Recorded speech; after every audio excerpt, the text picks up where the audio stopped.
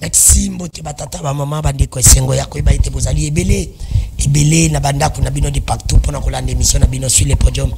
Cette émission sera présentée par moi votre humble serviteur Ndeko Danou Kifula, les seuls et l'unique journaliste oyo nzambe alanda kanaba ange na ye de to bande émission lelo nzambe na ba ange na ye batiki misala bazali ko sala ba fandi balanda mona na bango oyo ila ka bango ba information ya République démocratique Congo mboka ya Fati Beton mboka ya mwana ya papa Kisekedi mboka wezana ba église belé mboka opezana ba chrétien belé mboka wezana ba pasteur belé mais mboka waneza ko bonga te pourquoi mboka o batu basambela ke belé so tali degré batu basambela na Congo o tiango na balance tokoza la premier pays au monde ouais o batu basambela ke belé batu ba ko sambela mais ba ko mona solution te ba zo continuer ka ko sambela. Est-ce que les Congolais basambila kanzambe ya solo to ba Congolais bakenda kandi église belé? Moi je me suis rendu compte que les Congolais bakenda église. Au comme on a Congolais, moi na mwasi a outi église. Mais après qu'on outi église, a qui rendez-vous na mobile na hôtel. Et ça qui rendez-vous à l'école quand on église. Na Congo isalima. Au moins na choriste a outi yemba yembe papa sa yembe mo paja. Et si rendez-vous na mwasi bakena hôtel, mkola nzambe. Ya Congo. Au moins na Congo mutayibi mbongo pasteur afandi azote ya pasteur afandi azote ya boy. Ayoka ki na entreprise mo songolo ba wiso yiba mbongo DG na banga yibi mbongo. Mazali boso ya pasteur, azali boso ya pasteur. Ate ipa ki akopesa ti. Pasteur paji ya binza bapambola. Soka ni mbongo ba yibagi lobi na entreprise. Soka ni mbongo batu bafandi 3 mois, 4 mois impayé ba futi bango te mbongo ane une église. Pasteur pas à cause. Pasteur à cause. Pasteur à cause. Tout va normal. Est-ce que le problème il y a Congo ils ont la peuple, ils ont la bandimi, ils ont la pasteur, ils ont la condi à l'État. Pour ma Congo ils ont gagné. Merci. Comme je vous avais promis, nous allons continuer avec le prophète Emmaël Uyeye et le prophète Bijou Mopina dialogue. À part il y a l'église des Anini na katia dialogue.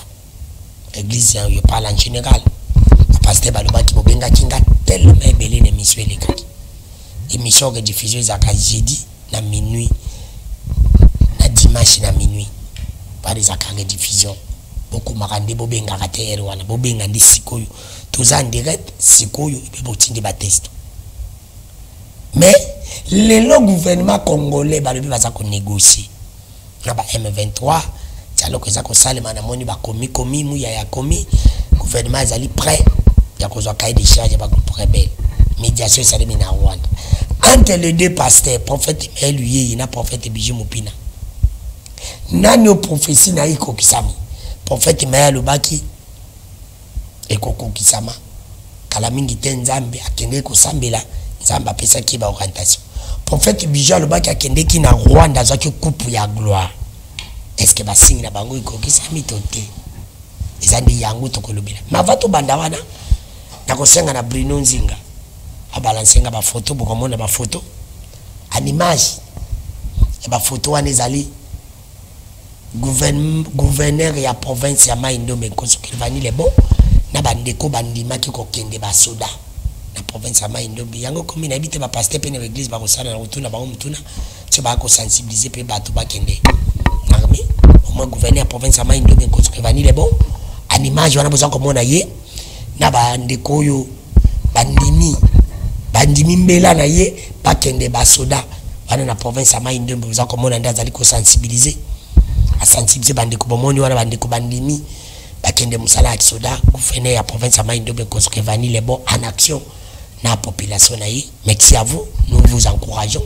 Ah malamu ezali naza koloba awa naza meilleur journaliste mais ceux qui na comme tirer na comme faux journaliste ah malamu ezali na encourager. Merci aussi na VPM ya intérêt jamais Chabani na ndengo tchaki kimia na province ya Mai-Ndombe. Au moins cette fois-ci nous voulons ça que ça malamu mingi.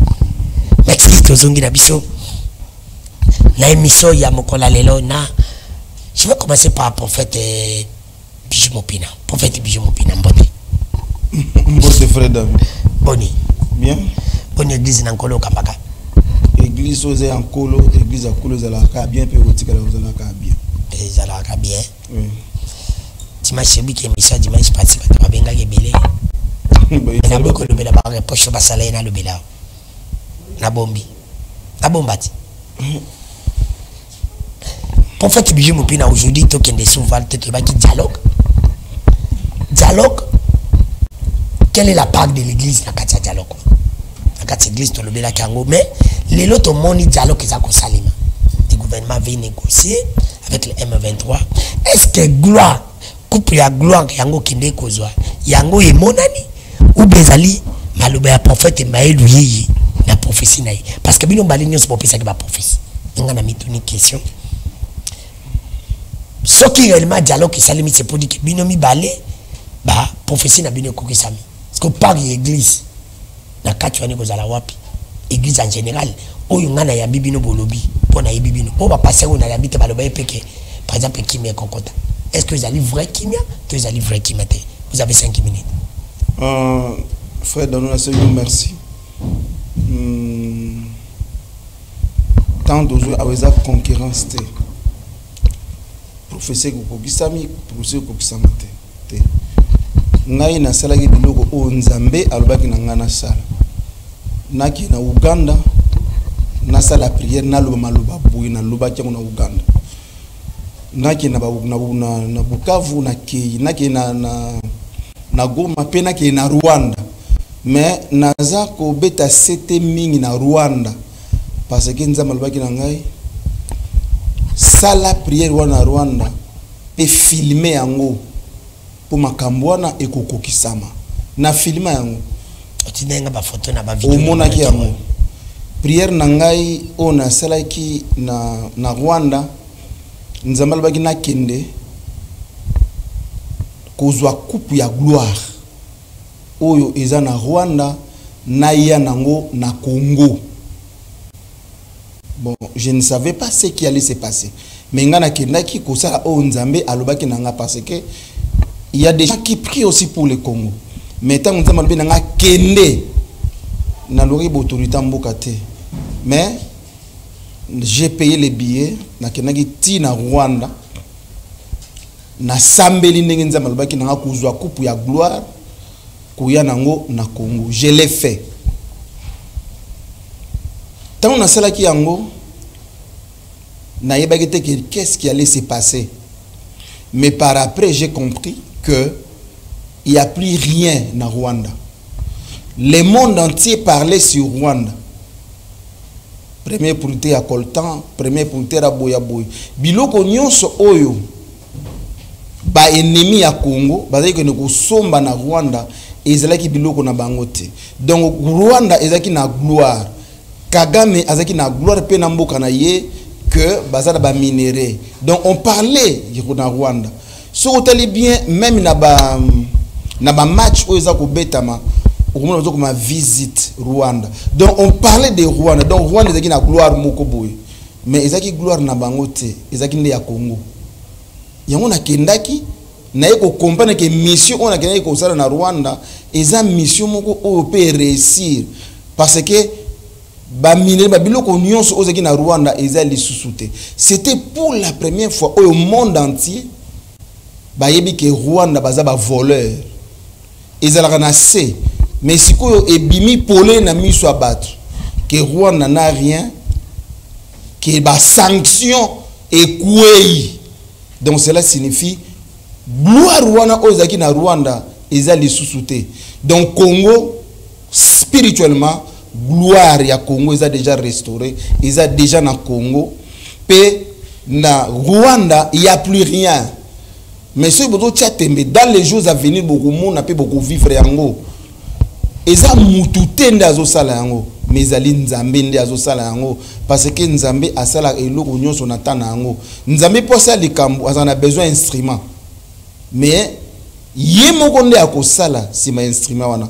Na tango tozoloba crédibilité au Rwanda ezalaki nango na monde entier. Gloire au Rwanda ezalaki nango na monde entier ezali susute. Mais mutu o nzambe atindaki po akende kozwa coupe na ya gloire eza o ya fandi liboso na yo. Eza yo ya fandi ya. Nde na kendaki tangu na zwaki yango la fois passée mayalo binanga prophète mayabio la kisa gloire en okasi. Mais un homme spirituel qui prêche Jésus, nous prêchons des choses spirituelles. Tant on a ça qui prière wana, j'ai fait la prière spirituellement. Na gozo coupe wana te na ba nokota mona nzela coupe yango. Non. Et puis il a fallu siko bomo na ba effet o nini ekoya wana 1 2. Alors, tenez rapidement, j'étais pour un dialogue. 2 minutes, ouais. Pour un dialogue. Bako dialoguer na nani pe bako dialoguer pour na nini. Parce que dialogue, le président a déjà fait ça. Si on dialogue sous ya nini, pe bako sala yango na nani. Les gens peut-être bazo yebate na temps auto komi. Na temps auto komi si ko za un dialogue te. Eza tang o nzamba zo délivrer Congo na instrument o yaponi eza président Félix. Azo sala yango ndenge nini? Parce que soki nzamba poni muta ko pese mayele. Ako sala ti bato ba lobby. Na lo ba eloko moko président Félix aza o bato bazo kanisa te. Aza large ma ferme. Les gens n'arrivent pas à comprendre. Les gens pensent que bako manier était pour aza instrument o nzamba za ko utiliser. Nzambe soka bandi mission na ye akoma na ngoti na suka. Ako arrêter na nzela te. Lelo oyo zela ngana sisi. Allons-y. Est-ce que tu aurais besoin permettre à bien poser la question? C'est zela ko poser. Pour bato bazo comprendre te, bato bazo yebate. Tant de ba que dialogue bako ekokendo wapi. Nanja ngo sala dialogue. Ba sala déjà combien de fois dialogue na Congo? Mais yango c'est là balandi. Zela nazo bisayo. Mais o balandi zani. Yango. Na bi dialogue ba sali plusieurs dialogues. Kombo comme me fa na dialogue. Tant ya dialogue sili. Eza tant ya délivrance à Congo une fois pour toutes. Et puis cette guerre là, na ba ki spirituellement guerre wana c'est sili. Pe na lo ba ki nzambe a utilisé kaka instrument. Nzambe ko utiliser même Congo ya Congo Brazzaville. Ako utiliser ba méré ko utiliser ba français na lo ba ngo pe na répéter yo yebi. Congo nzamba yo ko utiliser pays o ya lingi pour kaka Congo bima na situation oyo. Pe spirituellement Congo c'est bimi. Dialogue na RO za na place T. Dialogue na osala dialogue. Ba sala dialogue na nanga. Ba sala dialogue na Kagame. Ba sala dialogue na nani na Moïse Katumbi. Ba sala dialogue na Joseph Kabila. Ba sala dialogue na nani. Mais biso to na mission yako réconcilier. Si on veut parler sur la réconciliation, oui. Oh ben bazo benga dialogue, eza pas qu'il y a partage à pouvoir. Mboka na biso ezo qu'il y a délivrance. Comment ba ni ba dialoguer? Bazo sous étranger ba côté bango na mboka, bazo parti ya mboka et kende. Et puis moi ça m'étonne, même ba serviteur ya Nzambe, o ba bengi bango na kati ya Semko. Baza serviteurs dans des faux serviteurs. Ce sont des faux serviteurs. C'est là yozo ba basango za ba faux serviteurs. Bon, baza ba luka na isa bo. Yondo ça vrai par rapport à basango. Bon, on baza volontaire nzambe baza faire ni. OK, qu'est-ce qui prouve que vous êtes volontaire nzambe? Mais et ko ça complètement nzambe linga ba tu vision tenza ba linga ka ina. Ezadi o basango bazo sangisa ba tout. Neti Chole za pasteur. Mais il devait se taire. Ambongo devait se taire. Bon pas bateau bazo boma bazo tangisa makila. Et pas kende na wanda ba on peut bazo boma biso kende. Au moni c'est quoi différence? Mais c'est ça le grand problème. Au moni différence ya mosala nzambe na faux serviteur de Dieu. Ngana ke na Rwanda pour na zwa gloire. Po zonga na Congo. Mais bango ba ke na gloire ko solo na ba konzi wana. Ngake na lo ba konzi te. Félix nde azo solo na bateau bazo tinda ba konzi wana. Les gens n'arrivent pas à comprendre. Ba Rwandais baza na batu o bazo tinda bango mais siko Félix ake ko dialogue na bato ba likolo na bango likolo ya bato donc ake yoka ngai ake ko sala dialogue o ko na ngoleza ni wana te biloko wana pona ngai biloko wana eza na subasma mokote eza eko aboutir na solution te eza biloko ba sango ba biloko wana tout pona ngai. Que les gens ne donnent même pas foi à ces histoires-là, puisque dans le dialogue ou en athée, ce sont des gens qui ont les mains dans leur sang. Ils ont un bateau, bazo bouma bateau, bazo wele mabele à bateau. Allez, boya bo fandi si bango, allez, bo dialogue, beaucoup dialoguer nini. Mais ils sont dans l'obligation à quitter le pays parce que le temps où nous sommes, c'est le temps de la délivrance. Même sur le mot. S'il s'agit de nous tuer, qui nous tue tous. Atangai atabatu so ba buma bango mais bana ya bana na biso baza la libérer so que bazo ba dialogue e ko bando zonga kaka lelo ope danu yo ko silika po zui arme ba po sila o de dialogue bokena dialogue nanga akezui arme non ba ko dialoguer ba mutu muso azwik arbe ba ko dialogue so ba zo ke na dialogue ba ko finir te ba ko délivrer ko ko za délivrance te ba ko za la ka na ba dialogue le temps où nous sommes dialogue est sur la place te mais c'est la place de la délivrance mutu za na munduki asa la munduki na ye mutu aza maître asa ki bête na ye mutu aza pasteur asa ki pasteur na ye mais ba ça la ngo siko da bo solo na trahison te na mensonge te mais na vérité parce que nzamba za côté vérité zali au sali au moins 8 minutes à 9 mais bah tu vas comprendre c'est quoi qu'on ça la 10 minutes permettre yépe azaper même pas l'antenne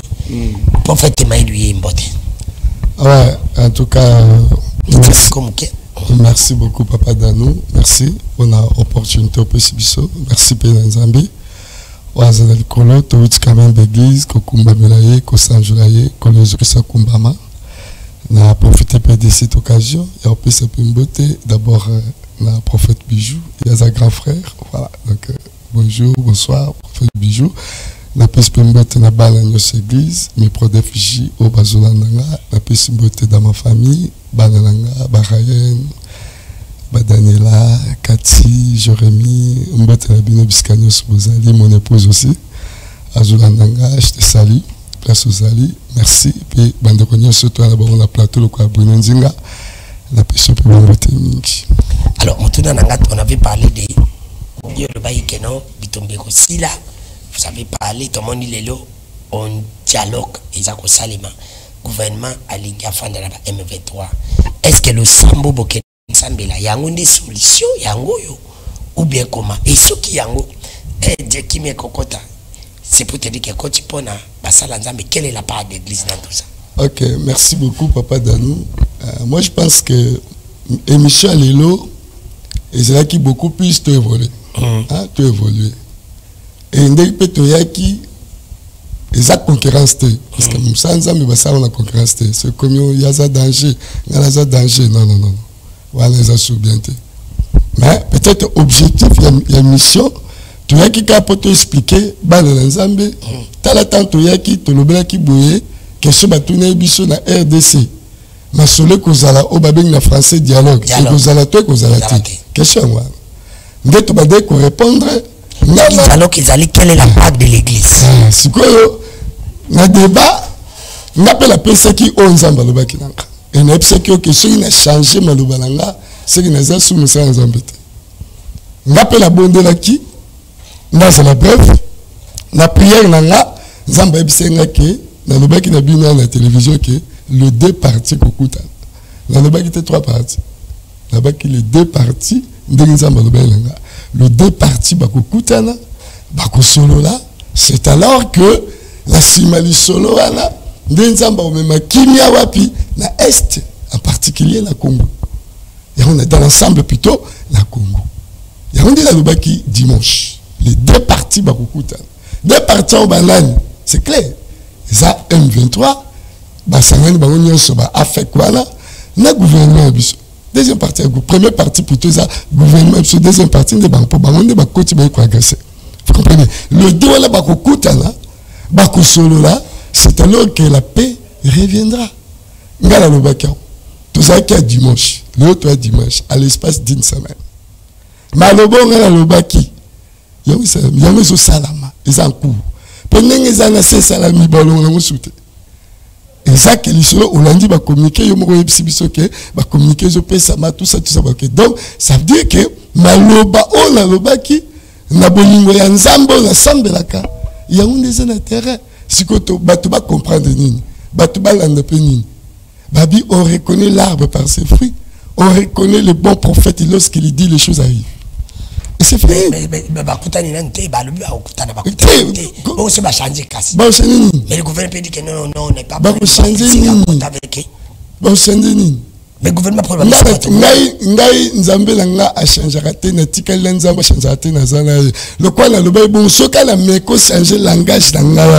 c'est que c'est oui, il faut changer le langage. Mais le gouvernement va dire non, change. Donc, il faut écouter. Et ce baboy écoute Taliban, mais moi, c'est ce que j'avais dit. C'est pour te dire que pour Nayo, qui me fait quota, faut bakutana. Il faut bakutana. Pour la fête bijou, bakutana te kimia kokota. Il est taille à kimia. Faut kimia autoluka na Congo. Il y a le bibo. Il faut bakutana. Non. Écoutez, moi je vais être clair. Yo lobby pour kimia autoluka na Congo, il faut bakutana.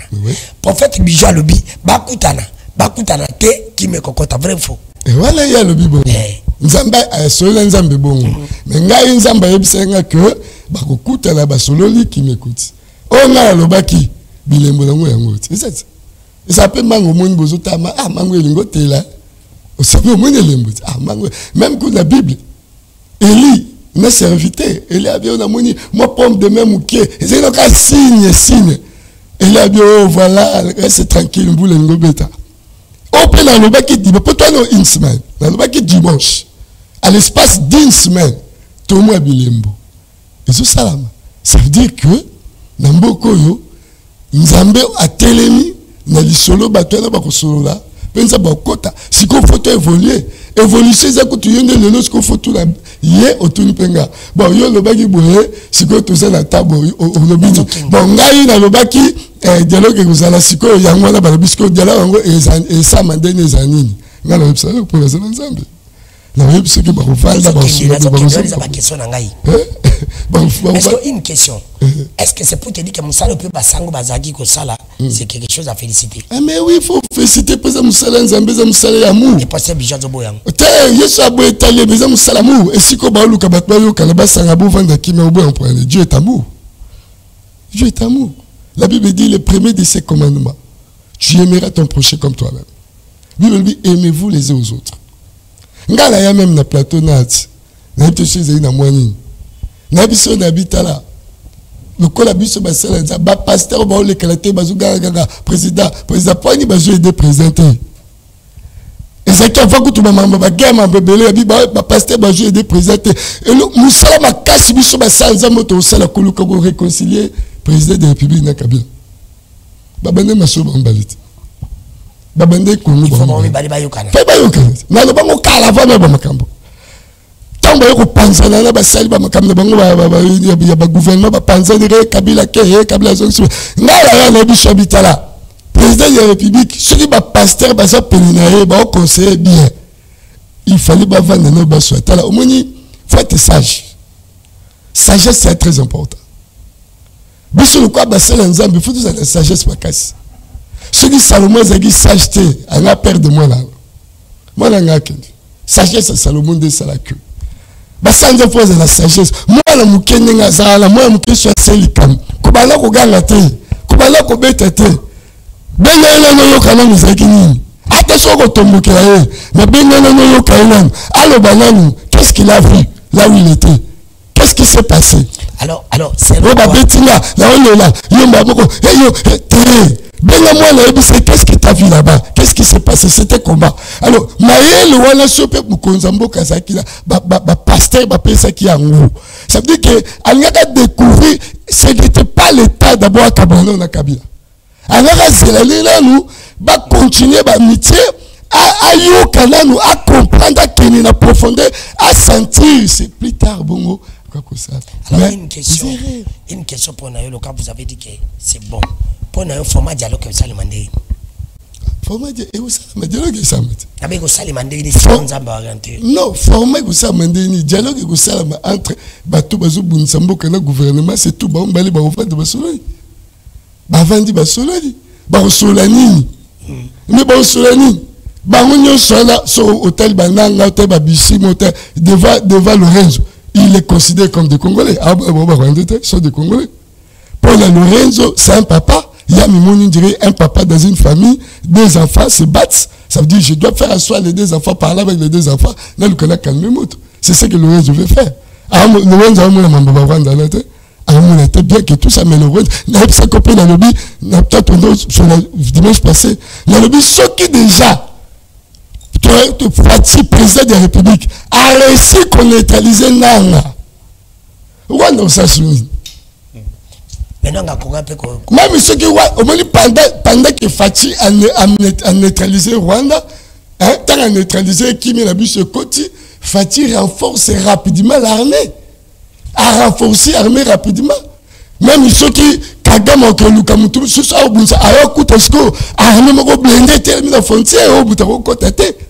Mais c'est comme ça. Tant on négocie la nanga à négocier nanga mwana mboka so ine le kola congolais ba solo yesili tant aussi ça mbalamo réformation de l'armée. Bon c'est la réformation. Tant c'est la réformation balbo ba réformation à mettre beaucoup armée comme ya makasi. Kagame attaque aux hommes, tout le monde, c'est la côte. Si Kagame a joué audace, pourquoi? Parce que nous n'avons pas été forts. Merci. Prophète Maï, lui, le prophète Bijou Mopino, l'a dit prophète Maï, à l'objet professionnel, le baki, il faut tout sangana. Il est le salemi, bako kutana, au matao, kitabako kutana, gouvernement na biso, na M23. Et, il y a l'objet, procédure, il y a basango, il est normal. Il est biblique. C'est normal. Mais Yozobo Yango, c'est biblique. C'est amour. Pourquoi Yozobo Yango? Et Pesabiso, manière na yo, le col le biki qui me kokota, n'a le bipa na le baki qui bakutana, il est temps de Dieu qui me fait compte. Mais pourquoi vous ne voulez pas reconnaître aussi sa prophétie? Bon, non, qui passe dans mon thème manangai. Quand quelqu'un veut parler de Dieu, qu'on parler sur la nation, il faut la paix informer. Dieu parle tantôt d'une manière, tantôt d'une autre. Cela signifie, avant Nangaya, on tue déjà les gens à l'Est. On peut arrêter Nang aujourd'hui, mais la guerre continue à l'Est. Parce que ce n'est pas Nanga qui est à la tête. Il y a un président Félix a tout compris. Accueillir Suko Okosolola, pour dialoguer. Na bakonzi ya bananga na bakonzi ya Kagame. Mais pourquoi zo kende kasi na Laurent soki akei ko soana bananga ayo ko soana Kagame ba guerre ici la te nazo kende kuna ti yo kambai yango siko akei ko solo ko dialoguer na batu oyo baza à la base ya situation. Rwanda c'était nanga avec il parle avec nanga. Non, laissez-lui Kacha parler. Il parle avec nanga avec non, laissez-lui le temps Kacha parler de calmer. C'est deux parties. Non, s'il vous plaît. Quand tu es tenté de parler, il était calme. Laisse-lui avancer, moi je vais lui poser les questions. Allons-y. Rwanda c'était un petit pays. Et au bout de la Congo, mais dans le monde entier va comprendre. Banani bazaki sima ya Rwanda. Kagame est conscient, Nanga est conscient. Bango tout baza conscient que Rwanda est au bout de la Congo. Mais Rwanda zaki armé. Na ba ennemi à Congo à cause de la richesse, ba PC ba arme, bazo PC ba biloko pour ba boma population, pour ba yiba minéraux. Président Félix a réfléchi. Ce qui a solina Nanga, la guerre va continuer. Ce qui a solina Kagame, la guerre va continuer. Mais maintenant, bazo kende. Je t'informe que bazo kende le 19. Yo kangai. A sololi siko na ba hauteur, na batu oyo baza ba kondi ya Kagame, na batu baza ba kondi ya Nanga. Comme ça, guerre wana ici la une fois pour toutes. C'est ce que les gens devaient savoir. Dialogue et bandi leloté. Mais pas ça, non, s'il vous plaît. Non, s'il vous plaît. Essayez de éclaircir, peuple. Bongo Obako Sanangola, ils ont nini kasi. Yango nazo bisayoti. Dialogue o sami nangola. Ezo kende, sami ko salema. Dialogue o ya M23. Il y a un groupe nyos armé. Il a fallu esalama na Kenya na Nairobi. Omoni, mais sikoyo Kagame na président Félix.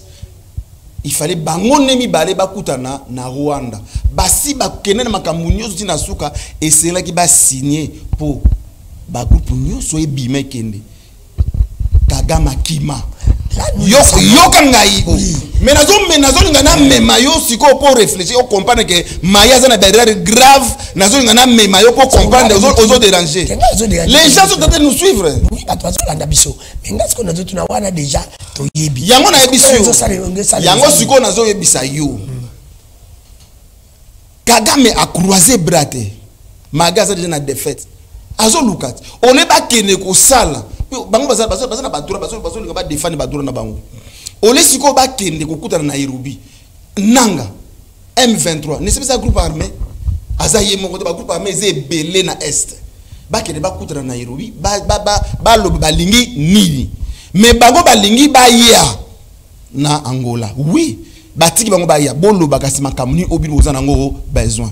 makambo bango bazana ngo besoin pour intérêt na bango pour intérêt ya Rwanda eza pour intérêt ya nanga za nani nanga c'était un instrument au baza ko utiliser na Rwanda prévenez que na Goma ba tché gouverneur rwandais na Bukavu bazo tcha ba rwandais bazo placer ba rwandais mais comment ces gens là oh ba bo que nous négocier na bango bo que nous dialoguer plutôt na bango ce sont plus bato bazo bouma bato pe bobi on nzambe volonté na ye eza dialogue nzambe volonté na eza dialogue te nzambe volonté na eza réconciliation parce que Jésus est mort pour nous réconcilier. Quand on parle de la réconciliation on voit le sang pour mutu a luka réconciliation il faut mutu ba forcer été mutu yemoko na luka ko se réconcilier na mutu et puis batu o ba ko sa réconciliation wana il faut la batu ya nzambe o bazana makila ba prêtre ba nzambe te bazana makila te azo benga ba prêtre ba nzambe baza ba nzambe te ils n'ont pas le sang. Quand on parle de la réconciliation eza mission au Christ a yeli biso en passant par l'œuvre de la croix on devait se réconcilier avec nos prochains d'abord avec Dieu ensuite avec nos prochains pour te faire une relation to vivre bolingo to faire manifestation ya bolingo mais o ya bango eza na politique o eza na politique wana eza na trahison na kati ya ba politique wana eza na trahison eza na raison babilo ko wana pesa na makila. Alors comment un serviteur de Dieu peut entrer dans ces histoires là? Un vrai serviteur de Dieu ne peut pas entrer dans les histoires de dialogue là jamais. Mais un serviteur de Dieu peut faire réconcilier bango parce que c'est une mission à Christ. Batu ba se réconcilier pour l'enlèvement. Mais ça que mutu a sepelé bon non nzamba yebisa kinga ba ke ko dialoguer. Mais cette prophétie ne vient pas de Dieu. Mais ce qui est kokisa et kokisa mate mais bazo kende déjà. Ce qui ba ke yokangai papa. Mais nazo yokami nazo tuna bituna. Et ko zwa solution te la sero ba ile kambo. Basango sala kuna na ngole ko pesa.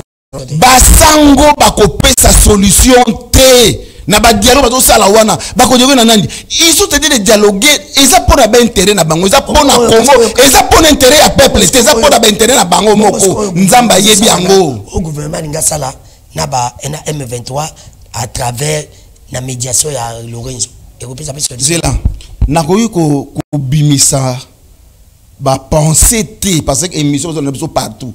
Qu'est-ce qui va se passer na ko lo bango atteint je ne peux pas dire ça à la télé parce que tu dis qui t'a dit. Il y a certaines choses dans Roloba. Il y a certaines choses dans Roloba. Yokangai. Dialogue wana yokangai. Dialogue wana est sincérité. Merci. Prophète m'a dit c'est le prophète. Dieu n'est pas Dieu Nzambaza kuna biloko wana te. Dieu n'est pas là. Merci. Nzambaza ko utiliser mais na pour délivrer Congo. Tala na bi bien. S'il s'agit à koboma biso nyonso qui nous tue nous tous. Prophète Bija le biké il n'y aura rien là-bas. Dialogue wana sincère. Qu'est-ce qui prouve que Dieu est là? Qu'est-ce qui prouve que Rosala et Albi tu utilises l'idée vers la réconciliation, pas dialogue. C'est réconciliation dit ça va, pas dialogue. Il dit ce que tu dis là-bas c'est faux. Professionnel Isaïe le Kouta, il a dit ça ici. Et il y a zone d'Imapé au Mozambique, il y a Isaïe le Kouta pour que ça mate. Bon, merci Papa Danou. Ça lit 5 minutes. Intervention sur prophète Bija Lobi, je n'ai rien compris. Ils ont la leçon, ils appellent la baste, ils appellent la pointe. Donc, à nous balayer pour parler. Donc, ma cambo, ton amour besoin, c'est pas ça qu'il parle. À nous balayer, c'est qu'on en a besoin. Tu as besoin, il ne faut pas c'est clair. Tu as besoin de nini? Le monde a niqué. Le monde a niqué. Dialogue. Et Salama. Yabi ko Salama te. Les autres Salama. Papa. M23. Et Salama kabanakala. M23. Ya muti sakane loko te. M23. Abibe dialogue kanisa sincérité. Problème na bi c'est Papa Dianou, problème na bi c'est là qui est il y aura dialogue ou pas. C'est que awa dialogue et ko Salama. Et ko Salama. Dialogue et ko Salama parce que ça le 18 mardi. Et banda mardi processus d'un c'est que attends aux autres à la TV on a pris halte on a tout bandit là et ça mardi gouvernement belge et lobby il soutient bah on a babi il soutient bah on a babi il soutient bah on a babi il soutient on a pris le choix vous comprenez Nzambe yoka Dieu sonde le cœur ou le rat Nzambe ta azota biso ba congolais. Tantôt ça nzambe ma. Et ça nzambe ma. Biso pela ba congolais devant Dieu. Donc et ça nzambe ma. Et puis nzambe comprendre biso tete siko. Il ne comprend pas. Pourquoi? Parce que Dieu nous a tout donné. Tout donné. Qu'est-ce qui nous manque au Congo? Rien ne manque. Parce que ce monde est toujours comment maîtriser ce que Dieu nous a donné. Alors nous avons le l'élection de le Carolera. Aota la ba innocent ba la kacha Congo ba kufa ba pour rien. Nous avons fait sa solution. Solution que ça que et ma kimia et puis ça peut maïele na ba bazo kamba. Nous devons maintenant être comme ça, nous devons maintenant faire ça pour être toi atteindre. Oui. Et Dieu nous envoie le processus. Processus sur Christ, nous sommes au temps de la grâce. Bible dit primaire pour tes ennemis. Bible dit recommandé Bible dit Jésus-Christ, nous sommes au temps de la grâce. La taille à grâce, il n'y a pas un petit péché, il n'y a pas un grand péché. Là où il y a bomi moana, là où il y a ajouté un belé tiemutu, là où il y a avorté, là où il y a finio, imbécile. Vous tous, vous avez commis le péché. Vous êtes là, vous connaissez la boulim, c'est pas un zap. Donc, awa, seule voix, abomaki, 100 personnes, 1000 personnes, à quoi il sait qui, à son qui, non. Nous voulons refonder la nation. Dieu veut refonder la RDC. Zambé va refonder la RDC. Pour la refondation RDC Salama, les gens doivent se mettre autour d'une table. Nzamba oya neti, nzamba yiwa na omona binote. Akota kana kacha d'esprit na biso batu, atie maloba papa danou, atie maloba papa. Tela kadje donne la vision, donne la provision. Tonga na yaki na loba ki que nzamba lobi ke dialogue ko saba vanta Afrique vanta gouvernement na biso. Et c'est le conseil na moté. Bible lobi ba komema bino na tribunal. Ba komema bino na tribunal. Bon s'inquiéter parce que maloba bino bokoloba kuna ngai nzambeli na kotia maloba kati bino bolobisa bino. Ça veut dire quand tu donnes la vision de la provision nzamba ba ki dialogue. Ça veut dire so ba kei avantage à dialogue wana et ça pour le président de la République. Avantage pour la nzambeli azap a côté na ndé nzamba au côté parce que biso toi ba pasteur vous le présenter pasteur pas ta majorité pasteur azam musambe yo singa nzambe zo kita dialogue wana ezela wana nzamba kokota nzamba ça passer à pouvoir te nga le bonté nzamba ko na le bonté na le bita za pouvoir mais ngai makamna oloba esprit de solo c'est ça que moi je vous parle c'est ça l'esprit albi bokende bon livre bien tribunal mais bobangate zela na c'est idée bobangate bokende po malobo so bokomi sur place devant ba juge opino boloba nganza bino tchakata bino mais ya mo dialogue ça veut dire nzambe de mutu a convoqué là la Bible dit c'est Dieu lui-même qui a endurci le cœur de Pharaon. Est-ce que vous comprenez?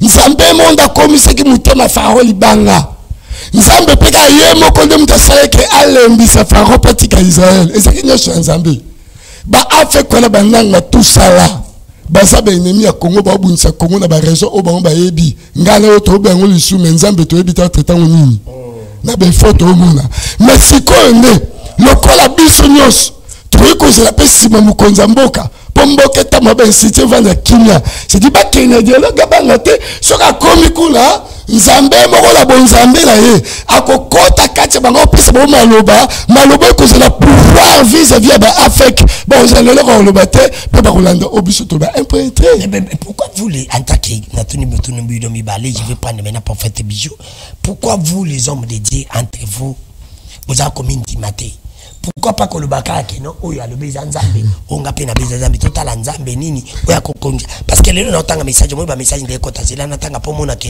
ce n'est pas moi bonsoir ndeko dano pasteur ba pasta oyo azolo ba sango baza batu ya nzambe te bango nde ba pasteur babomi mboka surtout bango il faut ba soki catholique teme kabila kendate azola tu de ça toi que je ba ke basango baba tanzambe to ba ke soki catholique teme ba kendate. Alors pourquoi vous les hommes de Dieu vous dites on est que bon dit ma paix vous ça ba prophète Pour un prophète, vous n'êtes pas comme des pasteurs ni des apôtres. Vous êtes des prophètes. Pourquoi vous ne voulez pas juger, vous analysez, vous dites que c'est Dieu qui a parlé, on prend l'acte, on voit la suite. Mais vous doutez, toi tu doutes de ce que lui dit, lui aussi doute de ce que vous dites. C'est parce qu'on dit un homme qui doute et tout, c'est pour cela que vous doutez. Allons-y. Prophète Maï. On a dit Moutouna. Baba Sango Baza, Babimi, n'était pas pasteur. Baza ba prêtre, mais ce sont des hommes politiques. Un vrai serviteur de Dieu ne peut pas faire la politique. Alors, pasteur, il peut pas faux. Baza parce que Bangala, c'est pas ça politique. Baza ba faux. Pas de l'eau comme ça politique. Naïbiso Moutouni, pasteur. Pas mon coup n'a pas faux politique. Naïbiso pasteur Nyo, c'est ça la politique, c'était un faux pasteur. De l'eau comme pas ça. S'il vous plaît, non, c'est moi qui pose les questions. Allons-y. Quand Jésus nous a donné un mandat sur la terre, il nous a dit allez, faites-les toutes les nations mes disciples. Notre mission que nous avons reçue. Il nous a donné ministère. Nous sommes des ministres de Dieu. S'il vous plaît, tous appels en Mikoyo. S'il vous plaît, tous appels. Tous en Moutouna. Tous appels. Plus bas, ils appellent. Tous appels. Tous appels. Tous appels de quand on pose. Allons de combien de soir. Tous appels. Tous appels de quand on pose. Allons de combien de soir. Allô. On a bino depuis Kalamo. Oui, Zonga Musika télévision on a posé ma pasteur question. On a bino depuis Kalamo. Mais Moutouna na izani.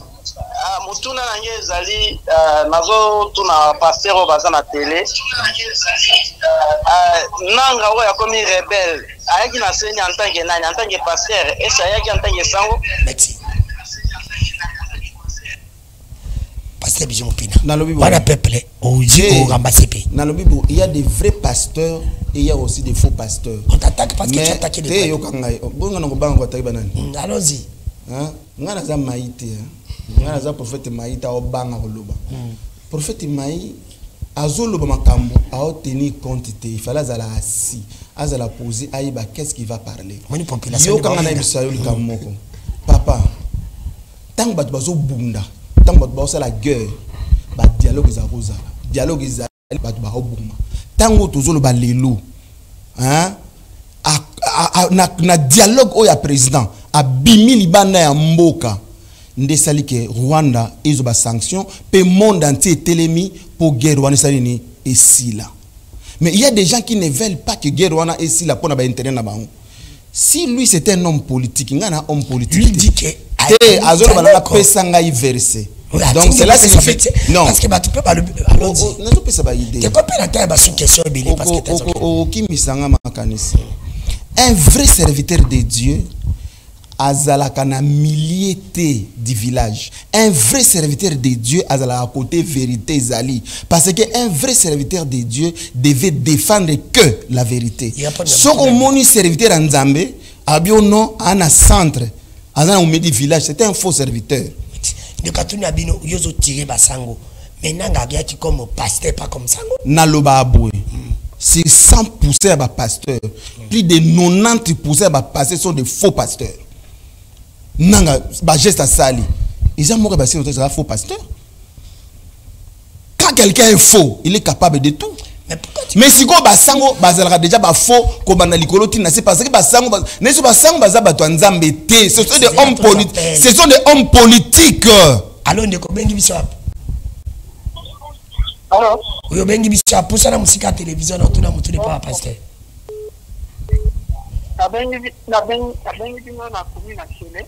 Oui, mutu na nao. Comment la ngata ntona nina lo babu. Ouais. Nalinya lo babu. Pasteur, wa solo baona magisi na kati parole alimisa. Asiba makambo ya solo. Parce que nanga atalaki pasteur. Tenani nanga. Ndenge nini ya atalaki pasteur a quelque chose pour crier bitumba pour ba congolais ba kufa. Merci. Merci. Merci. Pasteur Maïolandi Moutouna Ndeko Abi, Pasteur Bijou a raison quand il dit que ça l'ensemble mon côté par exemple à cause de la politique à faux yango il appelle que basango baza ba faux nanga pas za faux tala papa Danou na matière politique dans sa question dans appel dans appel ou après na petit qui autant on répondre alors Ndeko bengi biso hapo allô yo bengi hapo tuna mutuna nao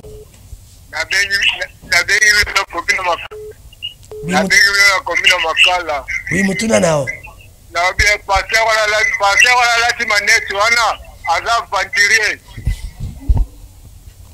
Merci bandeko se boza kobenga pour poser boloba bo fingate bo poser ba question na bino pas ba pasteur au lieu que bo finga sinon na bandu za ba pete na oza ka message. Allons-y prophète Bijou. OK. Balobi que comment tu dis que un homme de Dieu ne peut faire la politique car pasteur Bijou dit que basango baza ba faux parce que c'est politique. Non, on me dit la matière politique. Oui, Christ, Jésus-Christ, il était un grand politicien. Jésus. Il a utilisé la haute politique dans la Bible. Là, on peut se verser. Christ n'a pas nié la politique. C'est pour te dire que Yonde Basango va contre la politique. Basango va fauter. Basango va renzila. Basango va fonder ni, Basango va nganzambi. Ngalo bien va fonder ni. Basango la relation na bangona nzambi. Bible zo bani. Futa rende Bible. Ko kanisa muninga beta, c'est la parole de Dieu. Pourquoi ils dépendent de la mutema mutu? Bo waza mizima, waza kimbangisa, waza na basamblat. Na begiza wa bigate. Pasteur est très dangereux. S'il vous plaît, laissez-lui. Non, la vérité. Laissez-lui l'État, il parle là. Laissez-lui l'État. Quand tu étais démontré. Les gens ne t'ont pas démontré. Tu as démontré. Nous appelle la souka. Allô, on est combien de bisous? Allô? Na parti angalia mamutuna nao. Je voudrais intervenir par rapport à mes soins aux critiques va prêtre. Merci. Donc, que je suis intervenu par rapport à des critiques va prêtre. Ça veut dire na sens na oloba.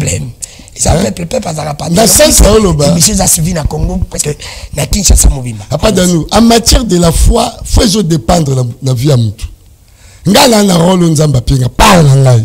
Alobi allez faites toutes les disciples. Là c'est la droite la bima baba on se batuke boya tenga la oteya. Oya rondimela Yesu. Aye. Na yambi na sambeli poni na sai musanga de zali. Wali za mama nzambe moko. Mais biso basenga nzambe toko tellement mamboka te pourquoi Bible le dit quand le fondement tombe que faut le juste. D'abord le fondement on a parlé de la nation. Que faut le juste nzambe tout la biso. Yes a terminé le sabbat. Attends j'explique non. Tout ça non on peut sauter. Allô ne ko bengi biso.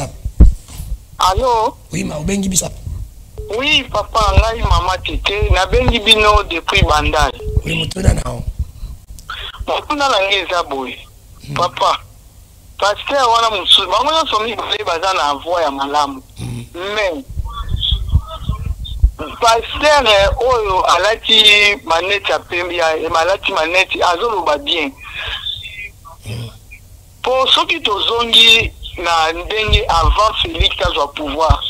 Azui pouvoir na nzela banani na nzela basango azui pouvoir na nzela basango basango bakozala fopo na nini merci omoni na ta mokili oyo balobi bibelobi ne juger point car nous tous nous serons jugés. Merci maman on a dit presque question là c'est ça nazo partager même idée la maman la Bible dit ne juger point makamanza me babeta yango tout le temps.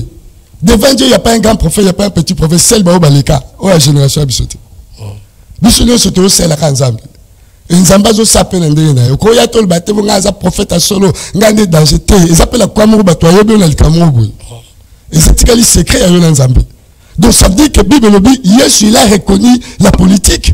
Quand Yesu se rendre à César, à ce qui est à César. Est-ce que Yesu peut aller à boire au Piambon? Alors il va expliquer à mon professeur. Rendre César, c'est à César. À Dieu, c'est qui est à Dieu. À cette différence.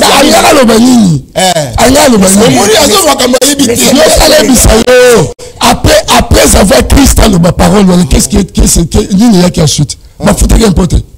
Cela signifie quoi? Mafuta mbongote. Mafuta kimpo. Ce qui est reconnaître les traités. Bakaba kena bango. Elexini. Abi Joseph il a dit rendez à César ce qui est à César. Ça veut dire qu'il y a l'État. Il y a l'État. Tout ça, il y a l'État. ya nzambe pe toto sango na parti ya nzambe. Ça veut dire que qu'on rejeter l'état. L'état c'est qui? L'état n'est pas la politique. L'état c'est quoi? C'est la gestion de l'affaire publique, non? L'état c'est quoi? La gestion de l'affaire publique. Qui est l'état? N'est-ce pas l'affaire publique? S'il vous plaît, tous appels en déco. Ben Gibiso. Oui, c'est clair. Oui, c'est comme j'allais dire avant là. Le problème n'est pas le problème il y a pas éducateur. Mutuna na pas pasteur. Pasteur mutuna ba mosco tel que la situation tous en ngona journal yo na mboka na biso. Quelle est la solution proposée par la politique comme Basala Nzambe? Et comment condamner ce qui a comme démarche par Basango pour réconcilier? Merci. Peut-être parmi les démarches pour la Sangisa Bato, Bazana un problème. Merci. Kalbi démarche à Basango Zalim et hier pendant au Sangisa Bandeko Bazana pas problème. Une minute va pas finir. Une minute va finir. Vous avez consommé. Allons-y. Bon, ça la casse pas peine, ça pas peine à cabino. Allô, Ndeko Bengi Biswa. Oui, allô? Oui, Bengi Biswa. Oui, allô? Allô, Bengi Biswa. Allô? Oui, allô. Abengi bino na Tinkole na commune ya na Bengi bino na Tinkole na commune ya Sele. Oui, mutuna nao. Mutuna na ngeza boy. Mo politique ndozo benga ngona no ezana français na lingala ezani.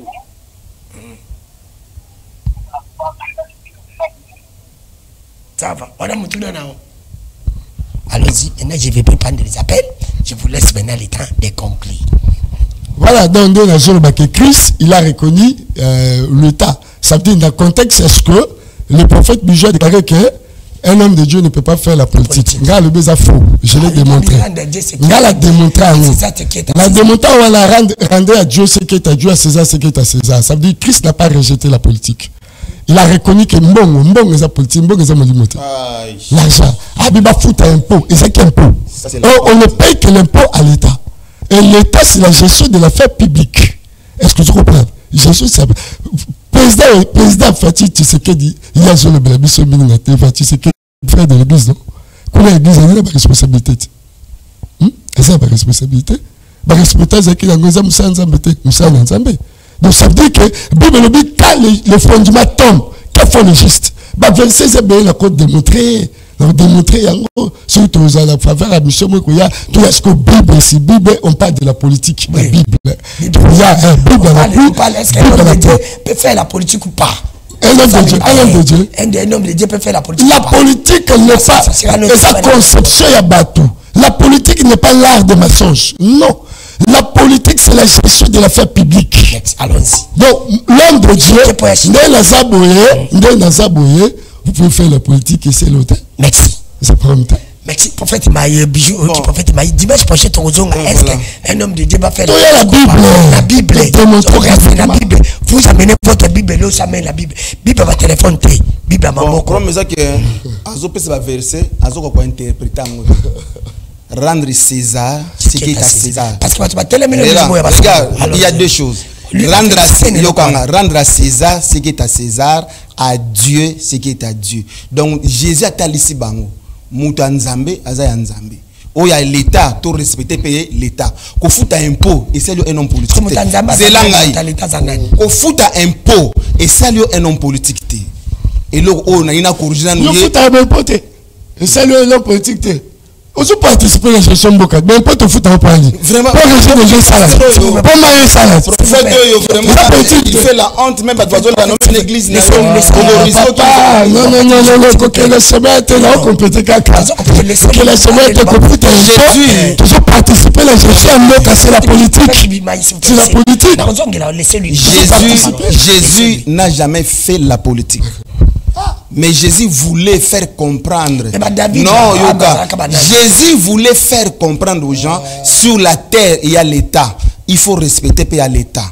Jésus est venu accomplir la mission de son Père. L'ambition de son Père, c'était quoi? C'était à vaincre malédiction, à restaurer la vie éternelle au Mutabungi saka na jardin d'Éden. Sa mission n'était pas venu faire la politique ici.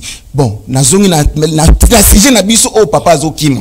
Papa nangai na bandeli lisusu pe nazo loba. Papa, soki batu bake ko sala dialogue na M23. Monde entier eyebi ke Kagame Rwanda ndezoboma bato na Congo. C'est Rwanda qui tue. Kagame azolinga ko batama pour na Congo. Nazana ba soldata mon côté. Ata bato bazata mon côté pour na Congo. Mais ba Rwanda nde bazo ba poste. Ba Rwanda nde bazo kufa. Mais si ko nanga za étiquette o ba bimisi. Mais comment un homme de Dieu peut dire que non, ba kende ko sangana na bango na basango ba yebite que ezande Rwanda. Si ko balingi basanini babimisa Rwanda babimisa Kagame innocent. Donc balingi ba innocenté Kagame. Soki nanga ye babisimo ba ye bango ba ye ba fali non. Kagame ngolo bani eza na ngonga ite eza bango na bango ba Congolais nde baza kubunda. Osofona bazolinga ba innocenté Kagame. Mais ça ne va pas passer parce que Kagame, monde entier c'est yebi. Mais comment un serviteur de Dieu... Mais comment tu veux tu niques? Oh, il y a le bipé qu'on a procédure en Zambé. Dans le beza procédure en Zambé, prophétie, ça appelle la maturité. Message, ça manque de maturité. Alors, dialogue, c'est banda kala. Pe dialogue, ça peut nécessaire, mais dialogue, on attend que tu allez, exactement dialogue, exactement il y a délivrance, il y a Congo. Celui qui a les bâtons, c'est le président Félix. Azala makambu oh yé a koloba parce que yé azana saison za mapesi. Yono le baka ayoka biyoka yokate. Nenge abanda na makambu pour des Congolais la délivrer. Mais azoka musanga azoka le bono basango basango ba musulman et foi batou. Mais comment un homme de Dieu ne sait pas faire la différence entre doctrine il y a Satan na doctrine ya Nzambe. Merci prophète Maïbe Bijouli. Ça c'était comment fini l'émission c'est là tant yebisa bango eza mawapon soki basango te nde mboka nde bango baza ba pasteur te babi soki basango te bino ba pasteur te eza mawapon na yo babi yo basango nde bapesa rappel babi bango nde basango nde bapesa rappel prophète Bijalo bike négociation ezali mais pour le moment il n'y a pas de dialogue. Bon, si on a changé parole, c'est dans un sous-prophète. Yo tikali na parole na yo ke dialogue konde solution. Donc il est dans souka comme on a moulé na Congo. Habito kende tika souka. Donc il est dans souka comme on a mais le seul lui de parler c'est lui qui conclut. Yo banda qui a conclu allons-y. Donc là le Bible si on a changé parole langage je ne suis plus prophète. Dialogue et au salam. On a encouragé le président de la République. Et salam a déjà bandaka la dialogue et salam a conclusion. Et azoni ka obi bisa danze que dialogue ko salam a kasuka wana. Dialogue et salam a kasuka un problème. Population de baola de batu babengi. Dialogue et salam benga bazolanda ce n'est pas moi. Bande ba ko juger makambo bino bo benga. Allons-y. L'encourager le président de la République kolanda bato bazo flatote o bazo le belo ba bloko. Celui qui cambrié yondo za le problème ba on va là-bas. Nzamba pesi directive ya wana ya dialogue. Beaucoup talana bato wana ba M23 nde balobi. Soko komi sur place na la confiance en Nzambe nanga. Maloba ya Nzambe. Po Kagame bima innocent. Akochala monoko yo. Nzamba kochala mobali na monoko. Félix kokutana na Kagame te, kokutana na M23 te. Akutana na Kagame kunati. Félix akutana plutôt na Kagame po ebisa Kagame na Kagame sa Kagame. Mais Félix a sorti na M23. Laissez lui le temps. Soki a sorti na M23. Apesi Kagame raison. S'il vous plaît, laissez prophète Maï conclure. Une minute, Bruno, s'il vous plaît. Prophète Maï doit conclure. Président de la République. Ce qu'on commis sur place dans le moment de l'heure, nous avons une équipe de gouvernementale, que nous avons caché au nom de Bozango.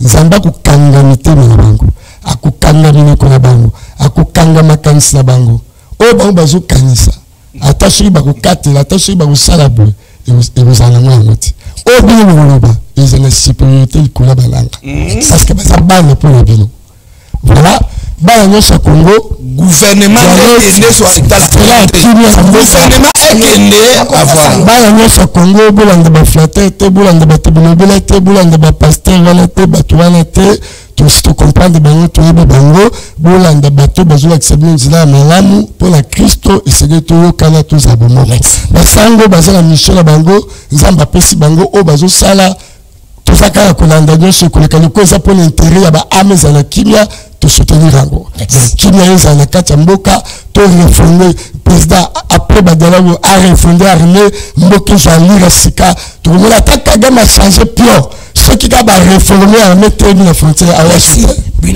Voilà, merci.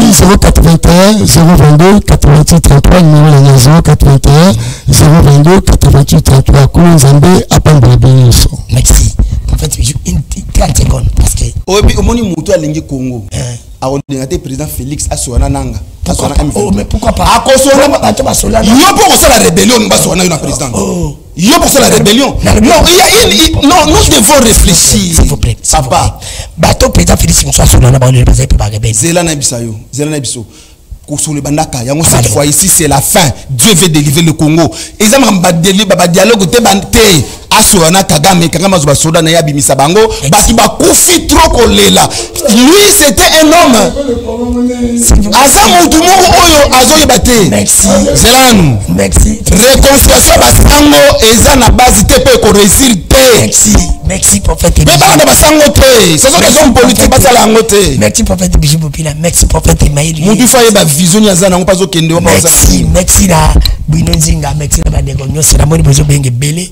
Je crois que nzamba soki nzamba bateli biso dimanche prochain to kozala na bango lisusu na même na ba Bible to kolobela. Est-ce qu'un homme de Dieu va faire la politique va faire la politique ou pas? Ils vont donner des versets. Mais bino pe na banda ko boza ba Bible, les versets qu'ils vont donner, vous aussi vous lisez là-bas. Donc ça l'émission pendant 40 minutes, les 20 minutes qui va rester, bino beaucoup participer na ba verset bango parce que boza ko benga ebele.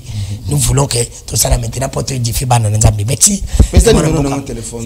Numéro de téléphone prophète 090 92 91 227 090 92 91 227. Que Dieu vous bénisse. Merci. Merci. Merci na bandeko nyonso, merci na Bilonzinga, merci na bandeko nyonso balingi ndeko danu kifula bo s'abonner pe na chaîne nga YouTube ndeko danu TV compte s'abonner partager. Bobo s'abonner pe la chaîne ya CCTV Ralik officiel pour qu'on zappe émission. Merci. Je voulais un peu finir Bilonzinga une minute na c'est sa émission vraiment pardon. Na moni ba guerre ezali ko salema na ba réseaux sociaux là je l'ai dit. Na lingi bandeko ba comprendre les messages nanga très bien. Na lingi ba comprendre ngo très bien une minute. Na koki jamais kokote la Pierrot le waka jamais. Na koki pe jamais kokote la lokala ni longila. Mais na inaza na mili. Na mlokola bisa mboka balubara bambisi mibale bandeko bayebi. Batama indo bayebi lokombe na mulele. Batambola nzela mo balobi mulele azo seka lokombe. Aibite ke bango mibale batambola nzela mo. Nzela oyo Pierrot aleki. Eza nzela oyo lokala yo leka, eza nzela oyo longila oleka. Lokala yo zalaka sudaye na mboko yo. Pakai mama Oliva mema ona poto mutali boso. Mama Oliva mema ona poto. Après oliaka mbonga katumbi. Katumbi pe amema yo. Tu ne peux pas venir dire à Pierrot que Pierrot alingi mbongo. Ntoki Pierrot akomi lelo oyo akomi. Po yo ne bo le kanzela moko. Ni ne sala ki yo kende pa Olive. Ni ne sala ki yo kende pa Katumbi. Et les locaux n'est pas président Félix. Président Félix nous a consulté. Il ne faut pas avoir confiance aux journalistes. Kaba même Batouana, l'homme va soutenir Kabila. L'homme va soutenir, l'homme va changer son langue. Ce n'est pas normal. Le cas n'est pas un modèle. L'homme a été kabiliste dans ce pays. Tout n'a fait Kabon, on a kiosque. Elle va bander comme ça la kiosque. Batsaka l'homme à côté ni. C'est pas quelqu'un qui soutenait Kabila. C'est pour te dire que nous, tous en amis sur tout ça comme on a. Tout ça comme moi j'estime. Ça là, il ne faut pas suivre des journalistes, ce sont des flatteurs. La 4e émission lobby.